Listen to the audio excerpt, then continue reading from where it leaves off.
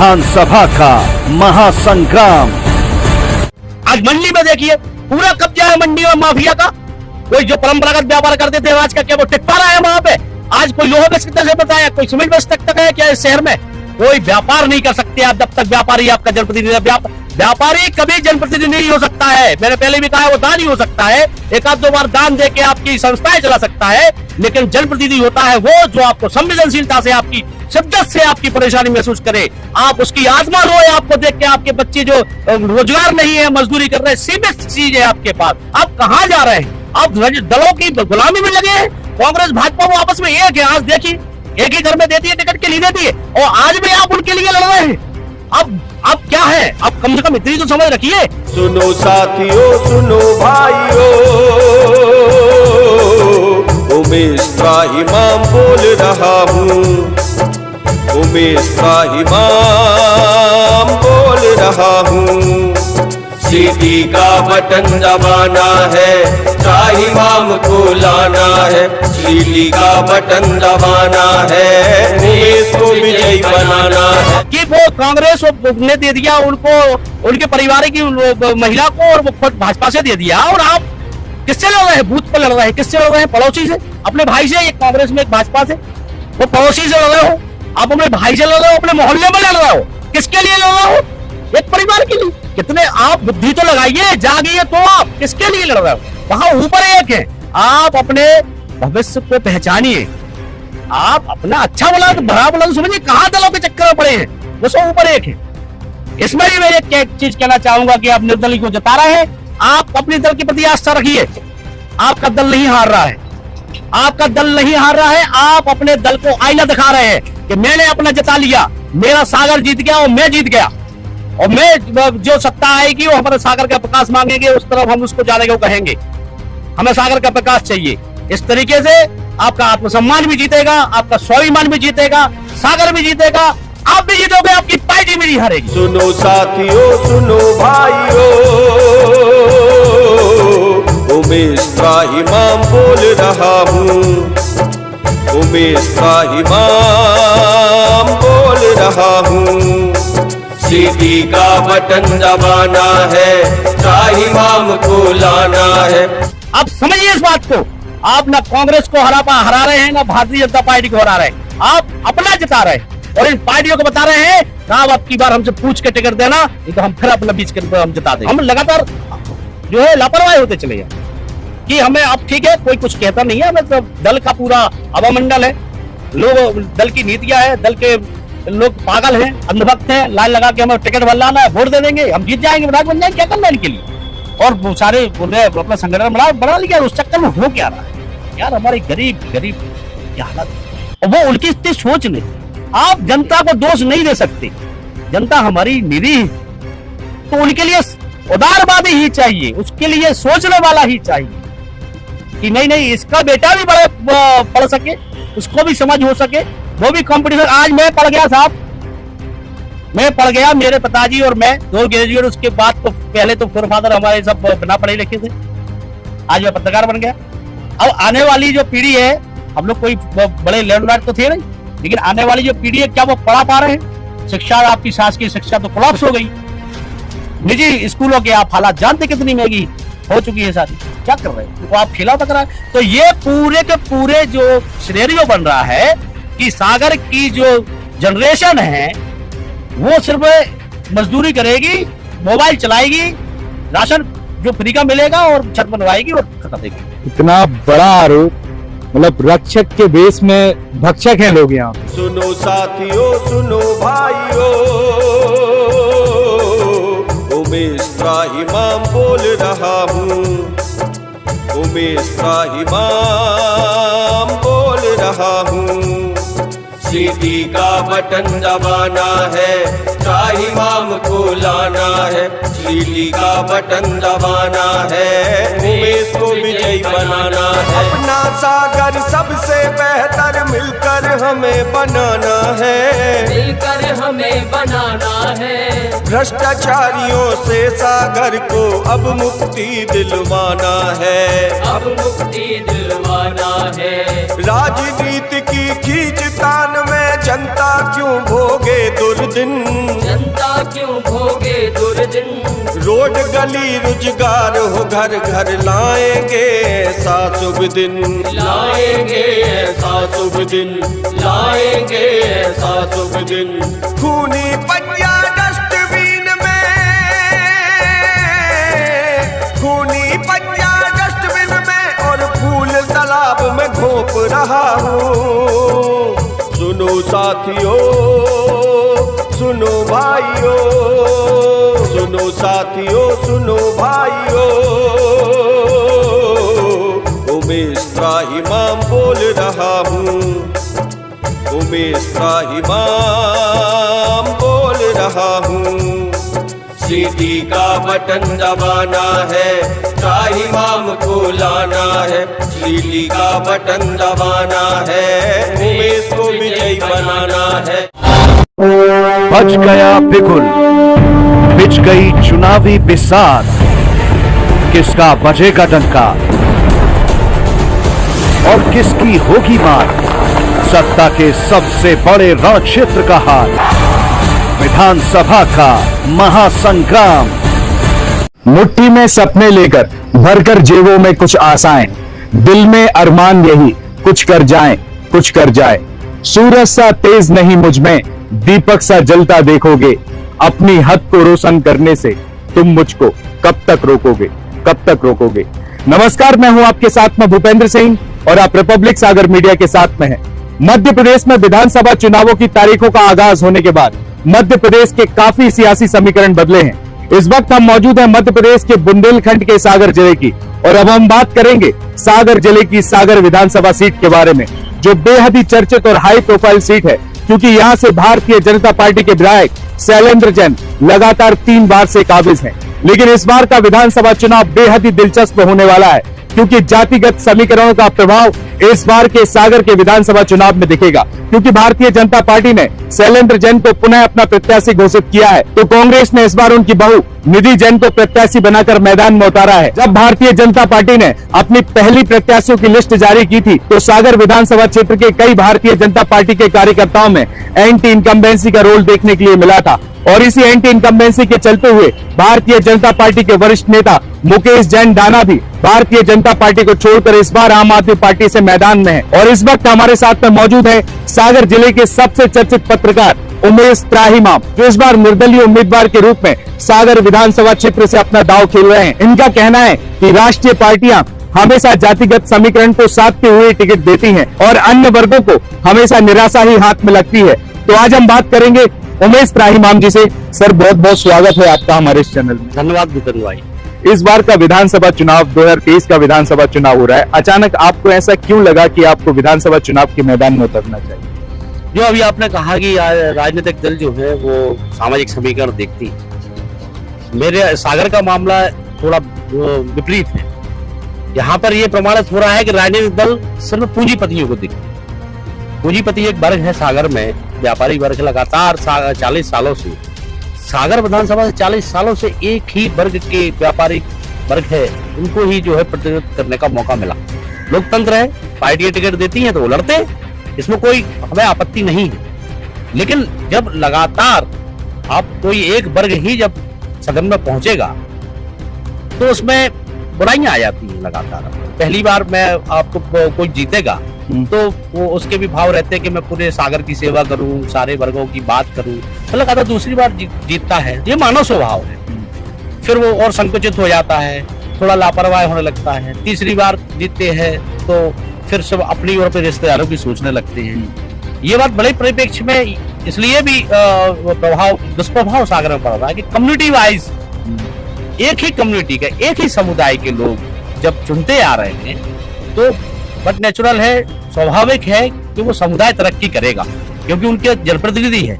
कोई भी दिक्कत आएगी, परेशानी आएगी, शासन प्रशासन में आएगी, नीतियों को लेकर होगा, वो सहयोग करेगा। ये सागर भारत जो है वो जातियों का देश है और भारत देश की सच्चाई है जाति। अब हम बात करें कि ये तो राजनीतिक विचार का एग्जीक्यूशन हो गया, जिस हिसाब से प्रत्याशी घोषित किए कि एक ही वर्ग के किए, हम दूसरी बात करें कि आपने सागर विधानसभा क्षेत्र से निर्दलीय रूप में दावेदारी करी है, तो आपको सागर विधानसभा में ऐसे क्या मुद्दे लगते हैं और किन मुद्दों को लेकर आप मैदान में? बस यही मुद्दा, मैं वही तो बता रहा था आपको। हाँ। देखिए, भ्रष्टाचार, अनियमितताएं, तानाशाही, ये सारे मुद्दे तो हमेशा रहे हैं और आगे भी रहने वाले हैं। जनता कमोबेश मजबूरी में ही सही, लेकिन यूज टू हो गई है उस मामले। लेकिन उससे भी बड़ा घात जो है वो इस वजह से हो रहा है कि दूसरे वर्गों को प्रतिनिधित्व नहीं मिल पा रहा है लोकतंत्र में, सदनों में। तो अनबैलेंस इसीलिए हो रहा है, इसीलिए सागर भ्रष्टाचार हो रहा है, इसीलिए जो है उसका सारा जो प्रभाव है वो इसी वजह से है कि एक ही समुदाय के लोगों को पता है कि हमें को टिकट मिलेगा, हम जाएंगे। तो अब हम जो विकास काम कराएंगे उसमें भी दूषित मानसिकता आती है, थोड़ी लापरवाहियां होने लगती हैं और आप वो पूरा और दूसरे वर्गों का ध्यान नहीं दिया जाता है। तो ये मैं देख पा रहा हूँ। आप देखिए सागर में बेरोजगार, सारे मुद्दे जो है आज भी कसवा ही है। स्मार्ट सिटी होने के बाद भी 1600 करोड़ रुपए आने के बाद भी कसवा ही है। आपने जो कुछ भी निर्माण किए, आपने एलिवेटेड कॉरिडोर बनाया, आपने बीएमसी बनाया, आप देखिए उनके हालात क्या है। सरकारों ने पैसा भेज दिया, लेकिन आपने अपनी मानसिकता से लगाया। आप कोई आपकी जगह पे और कोई जनप्रतिनिधि होते, उनकी नीयत सही होती कि यहाँ की जनता को तो कुछ भी दे दो, वो कुछ बोलते नहीं है। इनने 300 करोड़ की जो मेडिकल की बात करते हैं, उन्हें डिस्पेंसरी बनाई है 300 करोड़ की, क्योंकि वहाँ स्पेशलाइजेशन नहीं है, वहाँ पे सुपर स्पेशलिटी नहीं है। तो अब ओवरब्रिज के एलिवेटेड कॉरिडोर आपने बना दिया, पहले ही इसकी आवाज उठाई गई थी कि वो यूजलेस होगा, लेकिन आपको तो सब ठिकाने लगाने थे, पैसे लगा दिए आपने। ये सारी बुराइयां कोई जड़, मेरा ये मानना है इस वजह से है कि लापरवाह हो चुके हैं जनप्रतिनिधि और वो लगातार सफलता मिलने से उनमें बुराइयां आ गई। तो अब बदलना जरूरी है। अगर सागर का भविष्य बनाना है तो दूसरे वर्गों को उनसे, अब उनका हो चुका विकास जो होना था उनका हो चुका, अब दूसरे वर्गों को अवसर मिलना चाहिए, जो नए आएंगे, नई सोच के साथ आएंगे, कामों में ईमानदारी रखेंगे, लोगों की बात को समझेंगे, उनको लगेगा कि अगली बार हमें मिले। इनको तो लगता है कि वो तो हमारे जिम में रखे हुए हैं पूरे सागर, तो वो अब वो आपकी संवेदना उनकी खत्म हो चुकी है कि आप कितने परेशान है, आपके पास रोजगार नहीं है, आपके बीएमसी में इलाज नहीं मिल रहा है, वो सब यूज टू हो चुके, उनको वो लापरवाह हो चुके हैं। तो जब बदलेगा तो ये उम्मीद थी राजनीतिक दलों से कि राजनीतिक दल जो है इस बार जो है कोई भी, कांग्रेस और भाजपा दोनों प्रमुख दल हैं, इस बार किसी और कम्युनिटी को मौका देते कि वो सदन में जाए और अन्य वर्गों की बात उठाए। साहब कांग्रेस, भाजपा और यहाँ तक की वो तो नई नवेली आम आदमी पार्टी, उनने भी 8,000 है साहब, 2,08,000 की वोट है, मात्र 8,000 सागर में वो कम्युनिटी है जिनको आप टिकट देते हैं। तो भाई ठीक है, आपने दे दिए, आपकी पार्टी, आप मालिक है, बाकी कार्यकर्ता तो आपके जो है वो तो आपके आदेश का पालन करते हैं, संगठन सर्वोपरि की, उनको आपने मंत्र दे दिया है, वो तो लाइन लग के आपको वोट डालेंगे। तो इसका मेरा विरोध है। इसलिए मैंने कहा कि राजनीतिक दल नहीं आएंगे समान संतुलन बनाने के लिए, उनके नेता नहीं आएंगे, ना भाजपा का सागर का नेता आएगा, ना कांग्रेस का आएगा, क्योंकि वो भी टिकट के लाइन लगे थे, उनको भी टिकट नहीं मिल रहा है। वर्षों से दरी बिछा रहे हैं, वर्षों से नारे लगा रहे हैं और लगाते जा रहे हैं, लेकिन गुलामी वो भी ओढ़े हुए हैं। तो हमने, जैसे हम पत्रकार हैं, हम और चीजों की खबरें उठाते हैं, हम लोग भ्रष्टाचार उजागर करते हैं, यह भी लोकतंत्र की हत्या है। तो यह भी जिम्मेदारी हमारी है और हमने इसको उठाने का बीड़ा लिया और हमने कहा इसको एक सागर की जनता के सामने एक ऑप्शन जरूर हम देंगे, एक विकल्प देंगे और खड़े रहेंगे आखिर तक दम से और चुनौती देंगे इनको। हालांकि मेरे साथ पूरी जनता इस बार है, लेकिन फिर भी यदि कुछ नहीं हो पाया तो एक आने वाले समय में लोग याद करेंगे कि हमने ही जो है इनके दलों की गुलामी ओढ़ रखी थी और एक निर्दलीय जो था जो 10 सालों से हमारे लिए लड़ रहा है, इनके ही खिलाफ लड़ रहा है जो टिकट लेके आए हैं। इनने कौन सा योगदान दिया सागर को व्यवस्थित करने में, और कांग्रेस ने कौन सा योगदान दिया भारतीय जनता पार्टी की भ्रष्टाचार उजागर करने में, वही हम लोगों ने किया। पक्ष को हमने घेरा, विपक्ष की भूमिका भी हमने निभाई। आज वो मैदान में है टिकट लेके आए जिनने भ्रष्टाचार किया, जिनने विकास सही नहीं किया, सिर्फ राशन की मुफ्त का राशन के दम पर वोट मांगने निकले हैं। और वो कांग्रेसी भी, वो भी वो टिकट लेके आए जिन्होंने इसको, जिनकी विपक्ष के नाते जिम्मेदारी थी कि वो भी धरना प्रदर्शन करते हैं, कि ईंट सीट बजा देते, वो भी काम हमने किया। तो साहब आज स्थिति ऐसी है कि ये दोनों जो है व्यापारी मानसिकता के लोग हैं, जनता के हितैषी नहीं है। जनता अब सागर को अगर भाग्य बदलना है तो बदलाव करना होगा और बदलाव करने जा रही है जनता। और मुझे सारे लोगों का निर्देश आदेश मिला है, इसलिए मैं निर्दलीय चुनाव मैदान में आया हूं। और इनकी इस बार जो है 40 साल से चलती आ रही जो राजनीतिक दलों को बदलना चाहिए था, आज वो उनकी सत्ता सागर की जनता बदल देगी और सागर का नया उदय होगा सूरज का। सागर जिले के आप वरिष्ठ पत्रकार हैं, पत्रकारिता में काफी सक्रिय भूमिका निभाते हैं। जिले भर में जो भी उतार चढ़ाव हुआ वो आपने देखा। अपराध जगत में अपराध का क्या ग्राफ बना, क्या डेप्रिसिएशन हुआ, वो आपने देखा। जो 2023 का विधानसभा चुनाव है, भारतीय जनता पार्टी विकास के मुद्दे को लेकर चुनाव लड़ रही है कि उसने इस 10 साल में बहुत विकास किया जो 18 साल का कार्यकाल रहा। तो आप उसको कितना सही मानते हैं? और आप पत्रकारिता क्षेत्र में रहे तो काफी एनालिसिस आपने किया होगा, तो आप मुझे अपनी विचारधारा बताएं। बिल्कुल, विकास के लिए इन लोगों ने जैसा किया हमारी आंखों के सामने साहब, हमने देखा है 98 करोड़ रुपए तालाब में लगाए। तालाब की मुख्य जरूरत थी उसकी सफाई, वो जो दूषित हो चुका था उससे हम लोगों का, पूरे सागर वासियों का जो है उसकी भावनाएं जुड़ी हुई। आपने क्या दुर्दशा कर दी, सवाल उठाते रहे हम लोग, लेकिन आपने आज भी कोई जवाब नहीं है। कहाँ उसको सफाई करके उसकी मिट्टी कहाँ डाल दी साहब आपने, वो तो बता दीजिए। वो भी नहीं। आपने एलिवेटेड कॉरिडोर बना दिया, विकास कर रहे हैं ना, विकास ही गिनवा रहे हैं ना आप तो वो भी यूजलेस है। आप 300 करोड़ की बीएमसी, वहां इलाज नहीं मिलता है। थोड़ा सा उसको वहां पर कर देना भैया, वो उनको इलाज नहीं मिलता है। बीएमसी का क्या हालात है वो आप जानते हैं। हाँ। रोजगार सागर में है नहीं। हाँ। जो परंपरागत रोजगार थे वो कहाँ चलेगा साहब? उन पर कॉर्पोरेट लोगों ने, बड़े व्यापारियों का आधिपत्य आज सागर में हो गया है। सोने का धंधा ले लीजिए, सुनार का धंधा। जितने भी पहले सराफा में परंपरागत पुराने परिवार हुआ करते थे, आज उनके वंशज, उनकी औलाद है या तो बेरोजगार है या सागर में ही उनके धंधों की जगह पे जो बड़े शोरूम आ गए वहां पे मजदूर है। आप साहू समाज की बात कर लीजिए। साहू समाज के लोग आड़त का काम करते थे, अनाज का काम करते थे, किराने का व्यापार करते थे, सिन्नी व्यापार, किराने का व्यापार करते थे। केसरवानी समाज जो है वो आड़त का व्यापार करती थी। बड़ई जो है वो फर्नीचर का काम करते थे, हम उनसे फर्नीचर बनवाते थे। लोहार जो है वो लोहे की जालियां रेलिंग बनाते थे। पत्रकारिता भी एक कौम थी वो जो पत्रकारिता करती थी। जमीनों का काम भी दूसरे लोग करते थे। इन सब जो परंपरा का जो पारिवारिक रूप से ट्रांसफर होते रहे जो काम, वो उनकी औलादें नहीं कर पा रही। उसकी जगह पे कॉर्पोरेट टाइप के लोग आ गए। मेरा ये आरोप है कि इनका पूरा सर्वेक्षण सागर विधानसभा क्षेत्र में जो जनप्रतिनिधि उनका है, और किसी ने, और कोई तो व्यापारी नहीं। ठीक है, वो निजी कैलिबर का विषय हो सकता है कि आप, लेकिन आखिरकार वो टूटे तो आपकी सरकारें योजनाएं चलाती हैं। केस शिल्पी योजना चलाई क्योंकि वो मानते हैं कि केस शिल्पी का आपका सेन समाज के व्यक्ति है, आप केस शिल्पी की दुकान खोलते हैं। आपकी सरकार ही कहती है ना। तो सुनार की, सोने की व्यापार को संरक्षित करने के लिए सागर में आपने क्या किया? किन्ने उनके धंधों को मिटाया है? आज जो दूषित मार्केट में चीजें आ रही हैं, उनका मेरे सोनी लोगों का, मेरे पास सराफा के लोगों ने मेरे से संपर्क किया, मुझे बल दिया कि देखिए मेरे यहाँ पे सागर का एक समय पे सोना और चांदी शुद्धता के मामले में पूरे बुंदेलखंड में मध्य प्रदेश में फेमस हुआ करता था। लेकिन कॉर्पोरेट टाइप के लोग आने के बाद इसमें मिलावट होने लगी और ये बदनाम हो गया। और हमारे बच्चे जो है या तो मजदूरी कर रहे हैं कारखानों में या बेरोजगार। भारतीय जनता पार्टी दावा करती है कि हम गरीबों की सरकार, और जो जनहितैषी योजना निकाली है इस बार, लाडली लक्ष्मी योजना निकाली है, बहना योजना निकाली है, सीखो कमाओ योजना निकाली और लाडली बहना आवास योजना भी निकाली है। तो इसमें बोला जा रहा है कि महिलाएं काफी प्रभावित हैं। अभी 1250 रुपए महीने देना है, उसको 3000 रुपए का ग्राफ बढ़ाएंगे। तो इन योजनाओं के बारे में आपका क्या कहना है? ये वास्तविक में प्रभावी योजना है, गरीबों की सरकार है, या फिर एक इलेक्शन का एजेंडा है? देखिए, सरकार की जो व्यवस्था है, लोकतांत्रिक व्यवस्था में गरीब तबकों को, कमजोर तबकों को आर्थिक सहायता देने का सरकार का एक कॉन्सेप्ट रहता है। देखिए, इनने इतना बृहद कर दिया है उसको, इतने बड़े लाभार्थी के रूप में बहुत बड़े जनमानस को जो है इनने वोट की राजनीति के तहत इनने जोड़ा।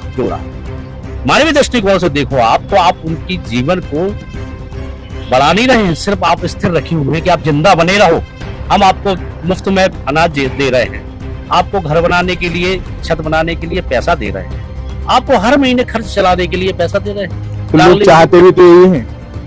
तो ये गरीब जनता है साहब, इनको कुचल डालो। आप उसका इसी देश के नागरिक है ना, आप उनके उत्थान के लिए, उनके बौद्धिक उत्थान के लिए, आप शिक्षा पे कभी सुना आपने? कभी इनने कोई बहुत बड़ा क्रांतिकारी कदम उठाया हो शिक्षा के बारे में सुना? आज आप ग्रामीण क्षेत्रों में सरकारी स्कूल चले आइए, क्या दशा है।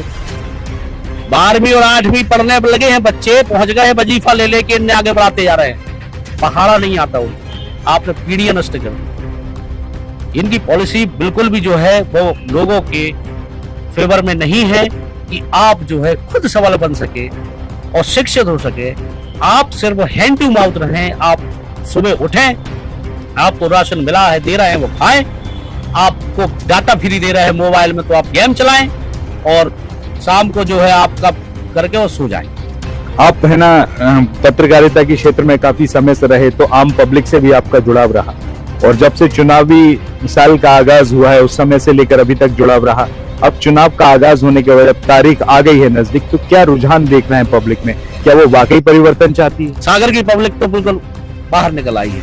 सागर की पब्लिक बिल्कुल भी कतई अब इन राजनीतिक दलों को स्वीकार करने के लिए तैयार नहीं है, और सागर में बदलाव तो मुझे दिख रहा है। मैं सागर में ही जब से केंद्रित किए हुए अपने आप को, जब से सागर की जनता ने मुझे आदेश दिया कि आपको जो है इंडिपेंडेंट लड़ना है चुनाव और जनता लड़ेगी आपका चुनाव, तो मुझे सागर में पूरा दिख रहा है कि सागर का सारा वर्ग जो वो निकल के बाहर आ गया है। अब उनको जो राजनीतिक दलों ने टिकट दिए हैं, जिनको कांग्रेस और भारतीय जनता पार्टी दोनों को हराकर वो एक निर्दलीय को जिताएंगे, और राजनीतिक दलों को वो आईना दिखाएंगे कि आपके थोपे हुए व्यक्ति नहीं चलेंगे।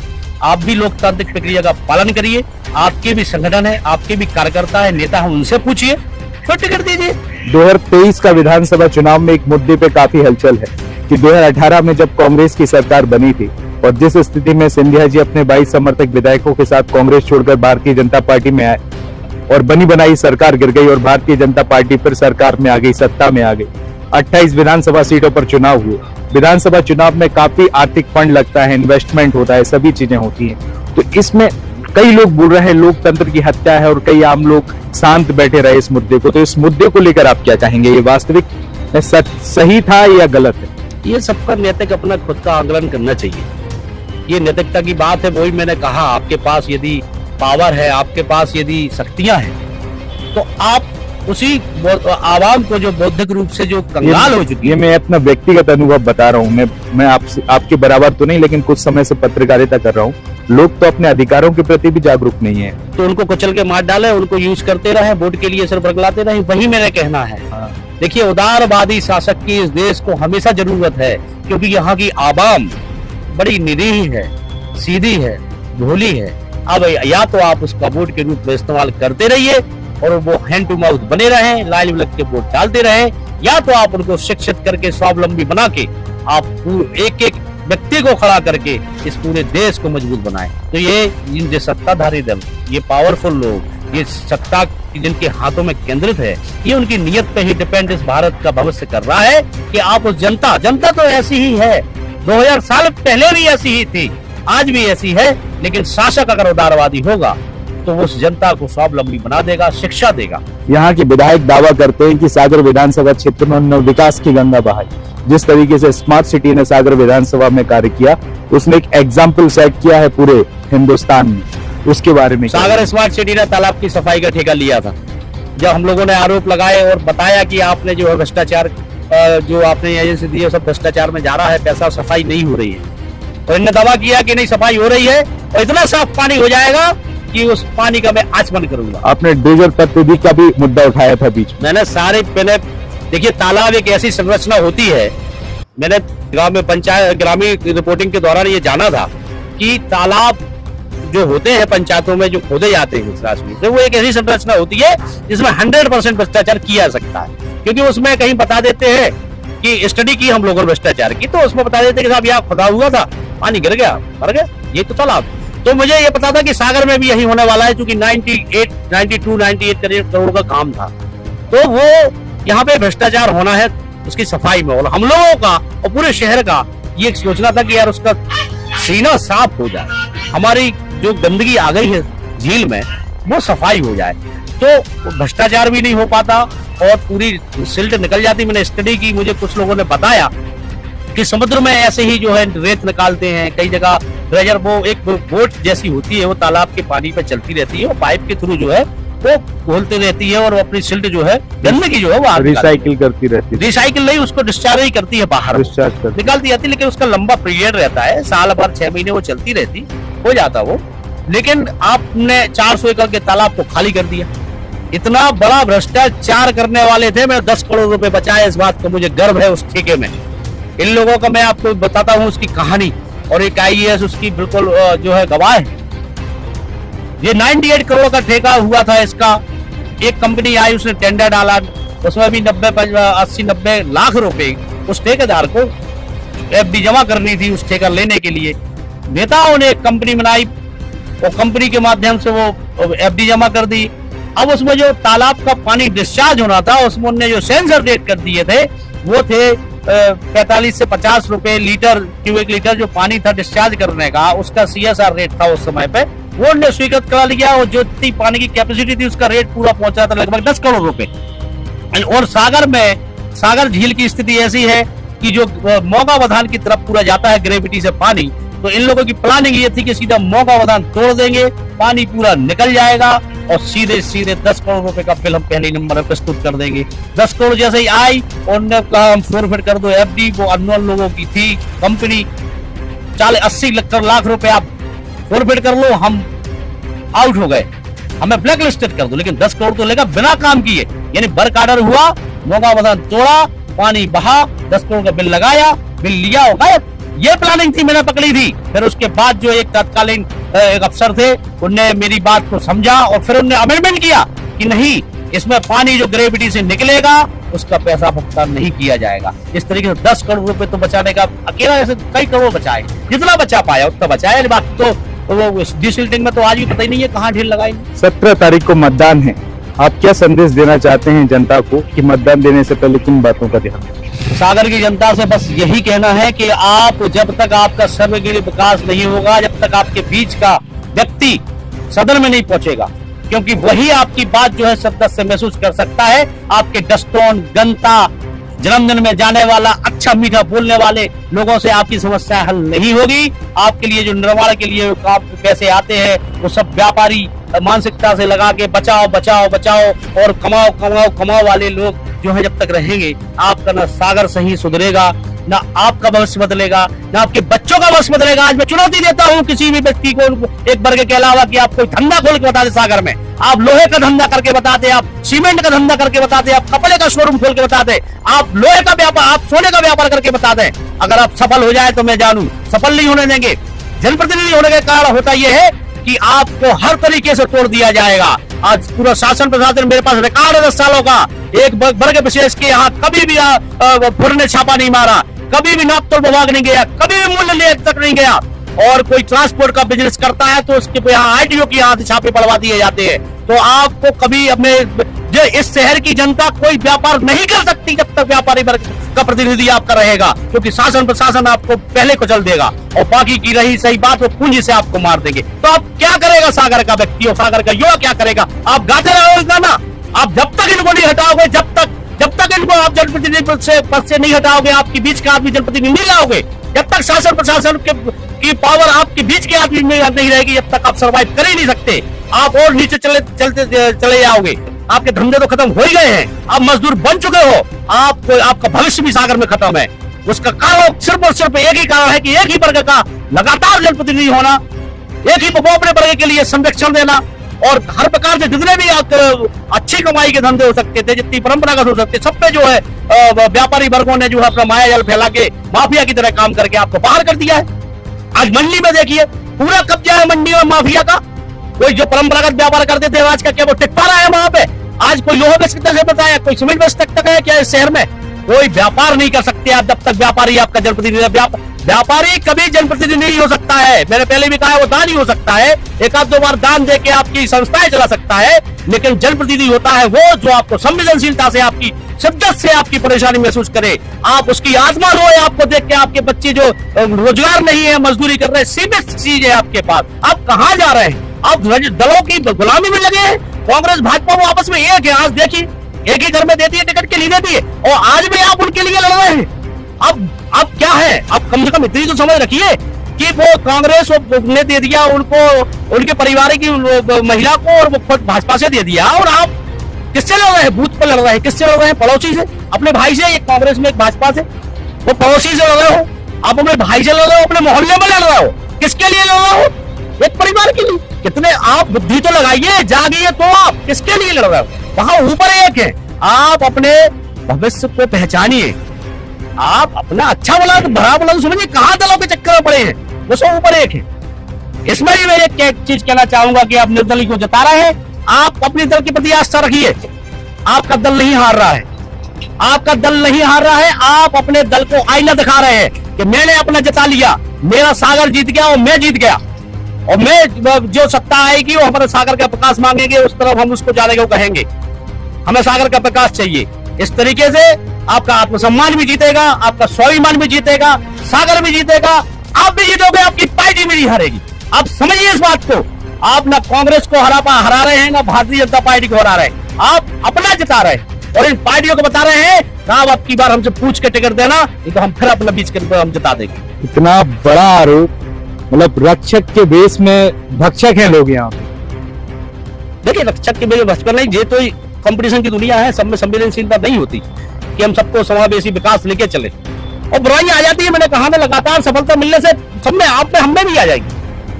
हम लगातार जो है लापरवाही होते चले जाए कि हमें अब ठीक है कोई कुछ कहता नहीं है, हमें तो दल का पूरा अवामंडल है, लोग दल की नीतियां है, दल के लोग पागल हैं, अंधभक्त हैं, लाइन लगा के हमें टिकट बदलाना है, वोट दे देंगे, हम जीत जाएंगे, विधायक बन जाएंगे, क्या करना है इनके लिए। और वो सारे अपना संगठन बना लिया, उस चक्कर में हो क्या रहा है यार, हमारी गरीब क्या हालत है। और वो उनकी इतनी सोच नहीं, आप जनता को दोष नहीं दे सकते, जनता हमारी निरी है, तो उनके लिए उदारवादी ही चाहिए, उसके लिए सोचने वाला ही चाहिए कि नहीं इसका बेटा भी पढ़ सके, उसको भी समझ हो सके, वो भी कंपटीशन। आज मैं पढ़ गया साहब, मैं पढ़ गया, मेरे पिताजी और मैं 2 ग्रेजुएट, उसके बाद तो पहले तो फादर हमारे सब बिना पढ़े लिखे थे, आज मैं पत्रकार बन गया। अब आने वाली जो पीढ़ी है, हम लोग कोई बड़े लैंडलॉर्ड तो थे नहीं, लेकिन आने वाली जो पीढ़ी है क्या वो पढ़ा पा रहे हैं? शिक्षा, आपकी शासकीय शिक्षा तो कोलैप्स हो गई, निजी स्कूलों के आप हालात जानते कितनी महंगी